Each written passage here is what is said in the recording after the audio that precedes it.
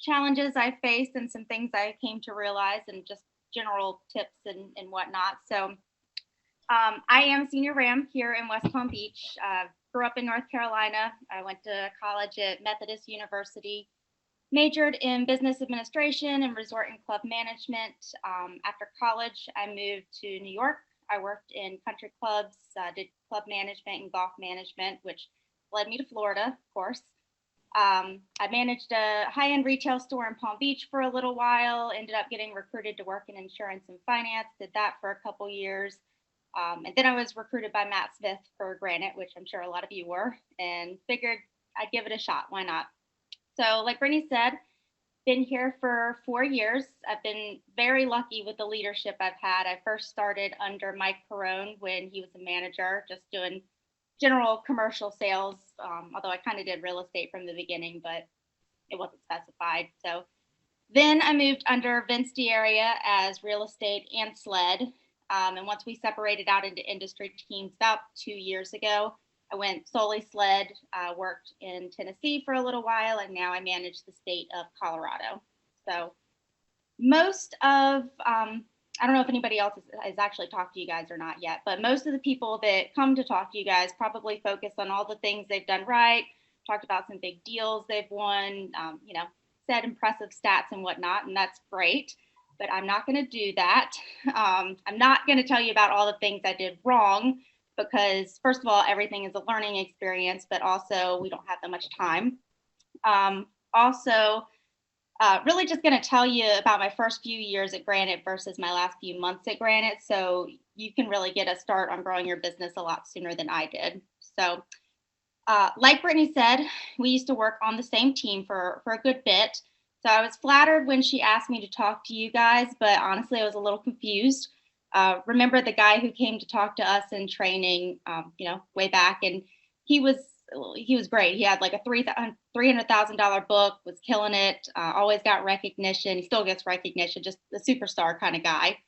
I do not view myself as a superstar by any means. I've been here for 4 years. My book's about 40 grand, which is honestly not that impressive. It's not bad. There are people that have done a lot worse and people have done a lot better. Had continuous growth over the years, but it's by no means superstar level.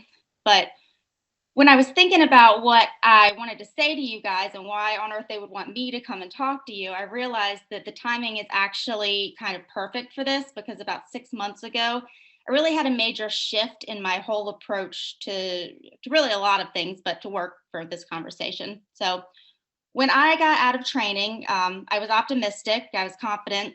I'd come from a sales background. I certainly wasn't afraid to work, but my downfall was that I just kind of expected things to happen. Spent a lot of times on things that didn't actually make me money. So I was saying I was setting myself up for success. I was really just lying to myself. I would spend way too much time researching leads or people or working on scripts and thinking of all these hypothetical situations instead of just diving in and living it and doing it. So I was working and I was working hard, but I wasn't really working right. So about 6 months ago, I realized if I wanted to get where I wanted to be, something needed to change. I was really just tired. I was tired of not being where I felt I should be at that point. I was tired of being worried about hitting quota or having enough deals, typical sales stuff. In my personal life, I was tired of having to make choices. So I didn't spend too much money each month, basically. I was seeing all these other people get these big bonus checks and I was sitting there, oh, do I want to buy this $15 thing or this $20 thing? And it just, little things like that. And it just kind of irked me, honestly. So tired of feeling like I just wasn't doing the best that I could do. So I changed my approach to a lot of things in life. But most importantly, for the purposes of this conversation, I changed my approach to calling people. So before, I was calling people, but I was really just calling them just to call. I was hoping to get people on the phone, hoping to set a call. And don't get me wrong, I wasn't lazy. I'd stay late all the time. I'd make my 50 calls. I wasn't driven to succeed, though. To put it bluntly, I was just driven to not get fired, do just enough. But now when I call people, I call them with intention. It may sound kind of silly, but If you say, I'm setting 2 calls today and I'm not going to stop until I do, you will. As new hires, you do have to realize that there is a learning curve. You have to get the rocks out of your mouth. But as a general rule, if you will it and you don't give up, it will happen. I'm not really saying anything different than I used to say, or honestly making any more calls that I used to, but I'm doing it with a purpose. I'm making calls to reach people, making calls to make a connection, to talk to them about Granite, to dig in and offer a solution to a problem that likely they didn't even know that they had. And something funny happens when you do that, set calls and be very intentional about your day. So I used to take it so personally when someone would tell me no or not interested or hang up on me. But when you have a lot of other options, you don't really care as much if someone says not interested. Like, don't get me wrong, it's sales, hearing that always sucks, but you kind of take it like, okay, it's time to focus on the calls that I did set and try them again later. The takeaway of that story is that in the last 6 months, I've closed roughly 20 grand in business. So if you're doing the math, once I started really pushing myself, I've closed about half of the business I've closed in the past 4 years in an eighth of the time. Hasn't always or excuse me, hasn't all converted yet, so I haven't seen all the money, but I'm a heck of a lot worried or less worried about all the things that I was talking about a minute ago, knowing that it's on the way. So just push yourself. Some other things that I've kind of learned about Granite in my time. Um, Typically a no is just not right now. Timing is everything in this business. I have so many examples of times where someone has told me no, and then a few months later they're a customer through whatever means. So I've also had a lot of times where I reached out to someone without a response and I felt like, I was talking to a brick wall. Then one day they just respond. I recently closed County of Boulder, which is one of the largest counties in Colorado. I'd reached out to the CIO there for, it was almost 2 years to the day actually, before he responded. Um, it had to be at least 150 calls or emails, probably more, honestly. And then one day I just sent a typical follow-up email asking if we could talk. And he wrote back and accepted the call. And after that, things moved pretty quickly. Another example is City of Aurora. I reached out to the CIO there for probably about a year. No response at all. I eventually started reaching out to lower level people. I got pointed to this guy named Scott. I don't remember what his original title was, but I wouldn't have thought he would have been the decision maker. And we talked a little at that time and he was interested, but he kept putting it off for one thing or another. And a few months later, coincidentally, after COVID hit and everybody lost a lot of funding, but a few months later, the CIO left and he took her place. And then it was time to do business. So now they are my largest account.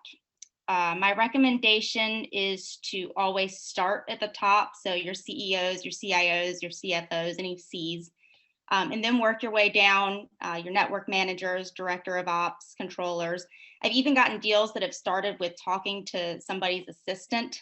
The takeaway is if you have a lead where you know there is business to be won, don't quit. Don't get discouraged. You never know what that next push forward or that next call is going to bring.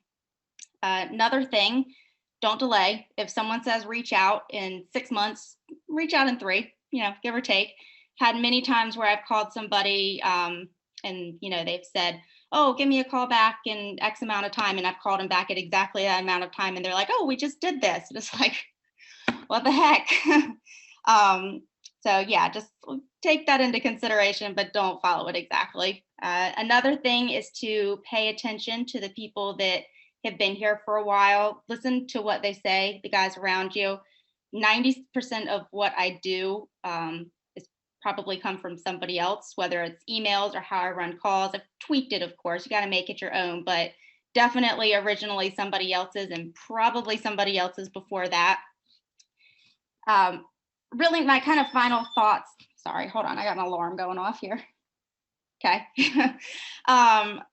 Final thoughts on just my experience so far is that you have a real opportunity here this job is hard work, but it's definitely the easiest job you're going to get for the money that you're able to make. Rob told a story when he came to visit the office years ago that was something to the extent of, after a few years of Granite, you're making the same money as doctors, and you've never had to worry about learning to stand sleeping up. Get it out.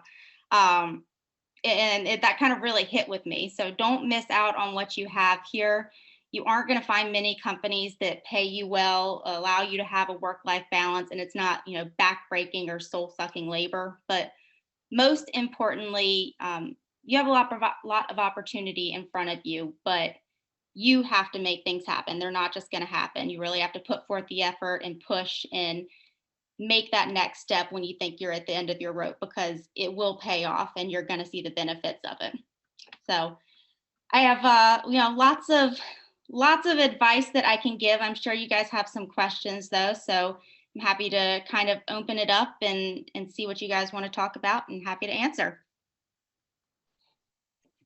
Great. That's awesome, Jess. That's such a good overall view on your experience. Any questions for Jess? I'm sure you mentioned it before, and I'm sorry I just missed it. Were you, or are you I know you're a manager now. Were you BD or were you an RD when you just started at Granite? So I'm still BD. I'm not a manager. Oh, I thought you said, okay, got it. No, I said I manage the state of Colorado. Okay, Those are my leads, and that's it. got it. Thank you. That's okay. You mentioned you're spending too much time researching and doing other things. Does that mean you were doing too much research, or you were just doing it during call time? Good question. Both. So I would pull up a lead or whatever it may be, and I might say, oh, I need to find out every single thing about this company that there possibly is to know. And then, yes, I would do it during cold calling hours and waste my time. I could have just picked up the phone and said, hey, who runs your IT department? And I may have gotten an answer. I may not have gotten an answer. But if I got an answer at that point, I would have saved 30 minutes I had spent looking into everything, when I might not have even gotten somebody on the phone in the first place. Don't get me wrong, you need to look into your leads and you need to do a little bit of background research, but you don't need to know every single thing about that company, because first of all, it might not even be true what you find online. And second of all, they're going to tell you what you need to know if you get the right person. So yeah, just look into it. Definitely spend time on it, but not too much time. Don't fret. Okay, thank you. Did you find that with your previous jobs, working at those clubs, and anything you did before coming to Granite, did you find that any of that experience helped you with this sales role? Did you kind of come into Granite and realize that you kind of just had to basically start from the ground and work yourself up? Yeah, that's a good question. So definitely kind of both on that one too. Mm-hmm. I'd never done this type of sales before, more business to business over the phone kind of sales. It had always been pretty much always just in person. Yeah. So it was a different aspect, trying to learn how to make a connection with people over the phone. It's a lot better now that we're doing a lot of stuff over video calls, I think. So definitely had to learn a new approach to some things over the phone, because people can't see your facial expression although you really can hear it. If you're smiling to somebody when you're talking to them on the phone, you can hear it through the phone. It sounds silly, but you really can. Yeah. A lot of people in the office actually have mirrors at their desks so they can see their facial expressions, and I'm the worst at it. I cannot hide my facial expression. So if I'm upset about something, I gotta just go and think how I'm not just how I'm saying stuff out of my mouth, but how I'm expressing it on my face too, because that also will show through. So yeah, there's definitely things that you're gonna learn that are different here if you haven't had a over the phone kind of sales job before. But if you have any sales experience, or really just any experience working with people prior to this, you'll take things from that you've had at your previous jobs and applied it to different aspects of this one. Got it. Thank you. Good questions, guys. I was going to ask Jess, what do you think in terms of when, they're first starting and they're first starting to make calls? What is like a good number for them to strive to in terms of like cold calls? I know there's different metrics when it comes to like tracking, but to get like a good cadence, how many calls do you think they should be making on a day-to-day basis? Like, keep in mind, RD and you're going to be a little bit different because you're reaching out to premiers and you have a set number of accounts. But for business development, what do you think a good number is to get some good traction? However many you need to make to set 2 calls that day. Everybody's going to be different, and every day is going to be different. But if you make calls, you will set calls. So some days that might be 30, which I'm sure nobody wants me to say that, make your 50 calls. But, some days that's going to be 70, and you just got to keep pushing yourself, to get to that point. And I track a lot of stuff. So there's a lot of stuff that's tracked in Salesforce already that you can, it's done for you basically. But I have different spreadsheets where I say, okay, I made this amount of calls today. I talked to this many decision makers, and I actually set this many calls. So I can go back and look and say, okay, I need to make roughly this many calls to set the amount of calls that I want to make. So that would be something that I would recommend doing for yourself, especially in the beginning, just so you know how many calls it takes to reach people, because everybody's different, but definitely if you set 2 calls, even if you set 1 call every single day, honestly, that's my goal. Like, and they say set 2 calls, but if you set 1 call every single day, you're going to make money. If you set 2 calls, you're going to make a lot of money. So yeah, however many it takes, basically. You said you're calling with the purpose now. Have you like blocked out your day, like to set like 2 hours to cold call and then an hour to do your research and an hour to answer your emails, things like that? Is that what you did, or? Yes, I do that to an extent. Not every day is the same, but I definitely try to say, okay, I can't focus on more than one thing at a time. So I say, this is the time I'm going to do internal business. This is the time I'm going to try to set calls. This is the time I'm going to follow up on, whatever else I need to look into that day, whatever it may be. But when I say I'm calling with intention, what I mean is I used to just call people. Like, I'd have my list and I'd say, okay, I need to make my calls. Let me just dial the phone. Maybe I'll get somebody and hopefully I'll set a call. But now, like, I am calling to reach that person. Like, if I have to call them, if I have to call the main desk, if I have to call their assistant, like, I'm going to reach that person. If I don't get them on the phone, I'm going to send them an email. If I don't get a response via email, keep in mind, not all in the same day. You don't want to harass these people. But if I don't get them by email, I'm going to find them on LinkedIn and send them a message. So I'm reaching these people is kind of what I mean by that. What would you say, and I know it's might be hard to touch on like an NI or an RDM role.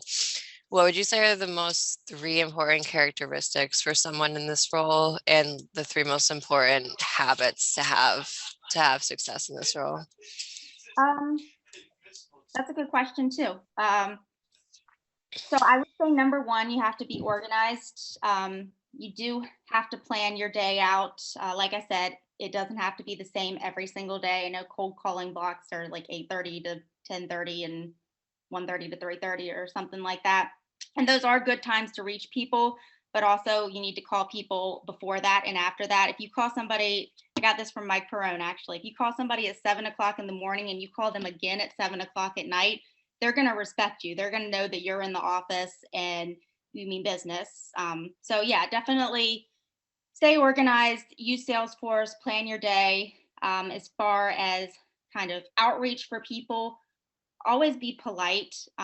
Treat people like they're people. I've heard people get on the phone and berate somebody's assistant before. I'm like, what are you doing? Like, they are the gatekeeper to get you to the person you want to talk to. Like, you need to be nice to them.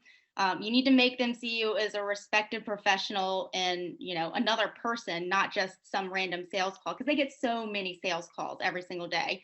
You don't want to just be another one. You got to, you know, differentiate yourself in even the smallest little way. And when you are talking to people, you got to pay attention. Don't think about your answer before the person even finishes their question. We're all guilty of that, even in just day to day conversations where our minds are 10 steps ahead of where we actually need to be. You got to solution sell, listen to what they're saying and what they're telling you their problem is. Don't just blurt out information that you think is going to help them when they're telling you, oh, XYZ is my problem. And you're saying, oh, but I have a solution to ABC. Like, it's not going to mix. Yeah. You gotta, listen to what they're saying. Another important thing that I would say that a lot of new people do is don't whale hunt. Like big deals, great, but if you don't, try to get all the little fish, you're gonna go hungry. I think that's what the saying is, something like that. You definitely have to call everything that is in your lead list. Don't just prejudge a company based off their website or population or number of locations, whatever it is, the metric that you're trying to, gauge as a good opportunity. Don't waste your time chasing them if there's truly no opportunity, but call them, find them, and find out before you write them off. You always hear about Vince or John Barry or, any of these heavy hitters getting these huge deals all the time, but you don't hear about the 50 other little ones that they closed that month that nobody would blink an eye at. 10 unit deals times 10 adds up. Yeah.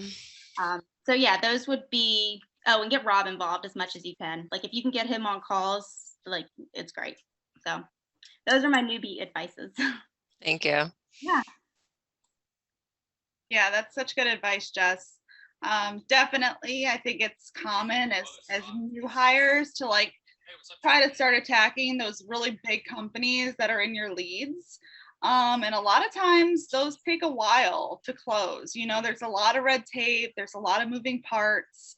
So if there are smaller companies, definitely don't unqualify them. There are situations where they are legit, like not a good fit for Granite, but call everything.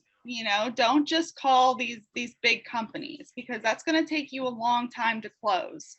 So I think that's really good, and setting an intention for the day. So like maybe not necessarily number of calls, but like Jess said, book one intro call a day and don't stop until you do. Not everybody has the ability to work late, and I certainly understand that, but like come in early, work through lunch, do what you got to do in the beginning. It's difficult. You got to put in the time, you got to put in the hours, and don't stop until you get that result, and you guys will be just fine.